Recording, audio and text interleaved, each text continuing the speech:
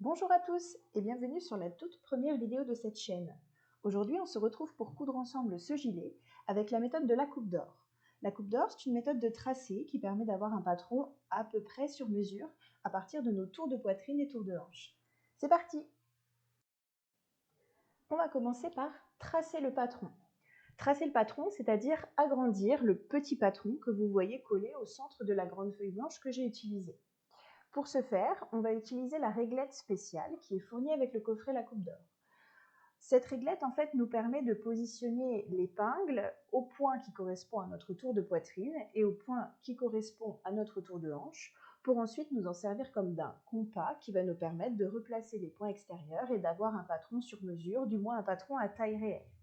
Je vais tracer tous les points qui sont situés au-dessus de la ligne de taille en utilisant mon tour de poitrine et tous les points qui sont situés en dessous en utilisant mon tour de hanche. Une fois que c'est fait, il n'y a plus qu'à relier les points entre eux pour obtenir la pièce de patron qu'on souhaitait tracer. Avant de couper et avant d'ajouter les marges de couture, il convient quand même de faire quelques vérifications. Moi, je commence toujours par faire les vérifications de mensuration afin de m'assurer que le modèle que j'ai tracé est à des mesures qui me conviennent. Alors, en général, c'est relativement juste avec la méthode de la coupe d'or, mais il y a souvent beaucoup d'aisance, ce qui fait que régulièrement, je réajuste un petit peu. Pour ce gilet, ça n'a pas été le cas. On fait ensuite des vérifications davantage liées au montage, c'est-à-dire qu'on vérifie que les longueurs coïncident pour les épaules, pour les côtés. Sur la pièce que vous voyez pour par exemple les deux parties côté et milieu, en fait on vérifie toutes les longueurs qui vont être cousues ensemble. Quand c'est fait, on ajoute les marges de couture et on va pouvoir commencer à véritablement s'attaquer au projet. Petit récapitulatif des pièces nécessaires pour la couture de ce gilet. J'aurai donc 4 devants à couper, 2 dans le tissu, 2 dans la doublure, 4 côtés devants à couper, 2 dans le tissu, 2 dans la doublure, 4 côtés dos, 2 dans le tissu, 2 dans la doublure, 2 dos coupés au pli, 1 dans le tissu, 1 dans la doublure, et vous voyez que j'ai rajouté une petite bande de tissu à l'arrière pour faire un lien qui me permettra de resserrer.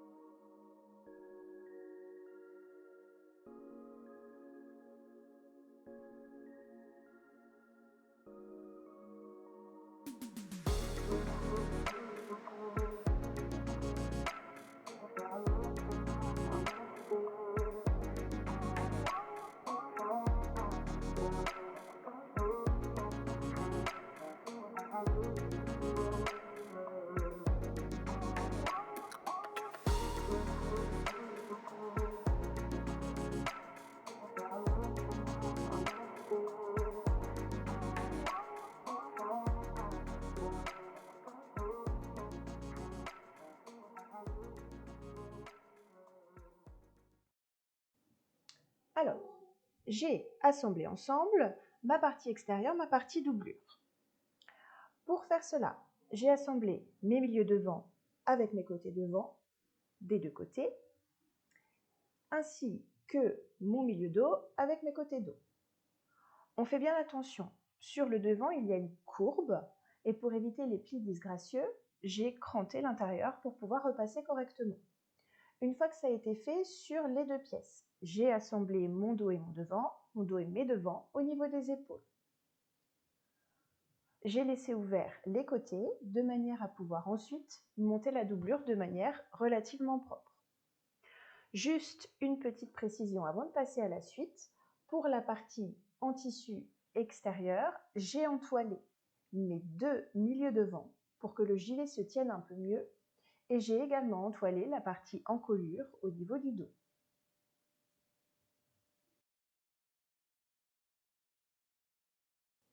Sur la partie en tissu extérieur, j'ai également inséré dans la couture au niveau du milieu dos mes petits liens pour pouvoir resserrer le gilet sur lesquels j'ai mis des boutons pression pour pouvoir le resserrer.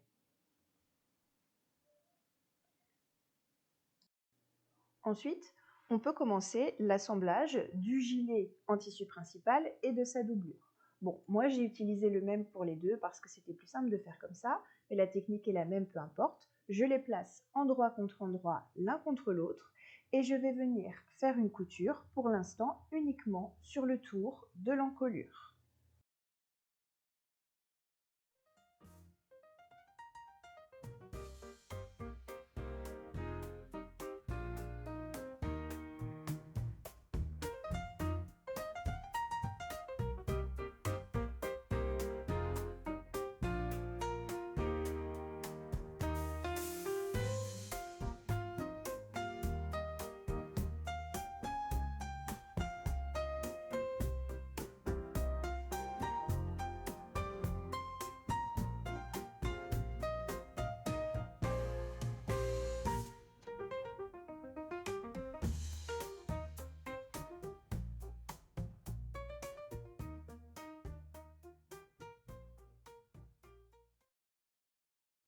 Je vous montre à présent la technique que j'utilise pour avoir une jolie finition d'emmanchure pour les vêtements doublés sans manches.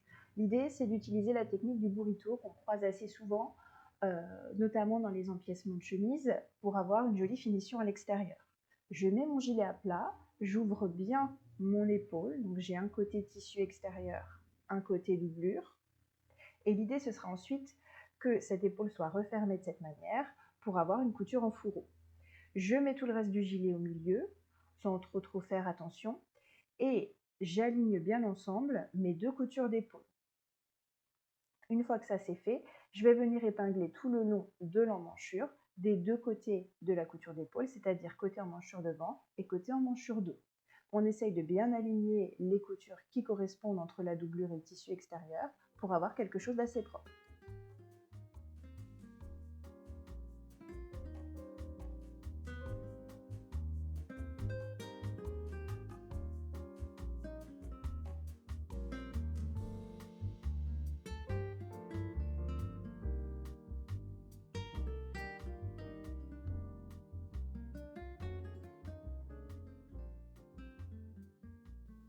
Une fois que cette couture est faite, on crante, on retourne et on repasse.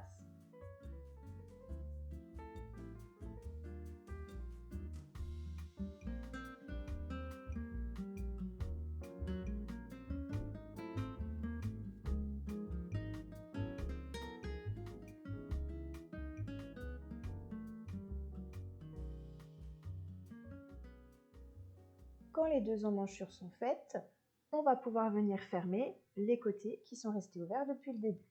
Donc, je vous montre la technique sur la vidéo, ce sera plus facile à voir. En fait, on vient ouvrir devant doublure, devant extérieur, pareil pour le dos, et on assemble tout le long de cette ligne en alignant bien les coutures de milieu. Et voilà ce que ça donne une fois cousu. J'ai mis un petit coup de repassage. Quand on retourne, voilà le résultat. Donc ça nous fait quelque chose qui est assez propre à la fois sur l'emmanchure et sur l'extérieur. Tout normalement est assez bien aligné. Mes côtés sont assemblés à l'extérieur et dedans. Et vous notez que j'ai laissé un petit trou sur la partie doublure pour pouvoir terminer de l'assembler et ensuite retourner mon gilet afin que je n'ai aucune couture apparente. Il ne reste plus qu'à fermer la partie du gilet qui est restée ouverte, c'est-à-dire les milieux devant et le bas du gilet.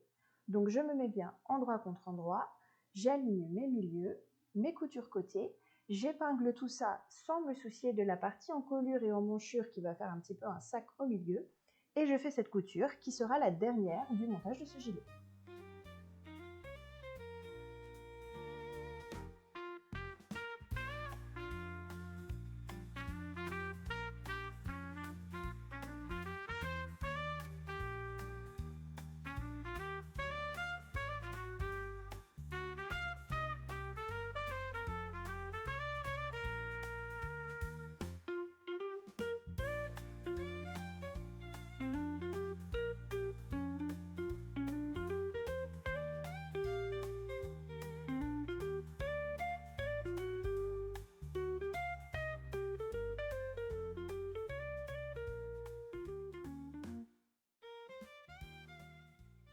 Une fois cette dernière couture effectuée, j'ai bien cranté tous mes angles, j'ai ouvert les coutures au fer et il ne reste plus qu'à retourner le projet.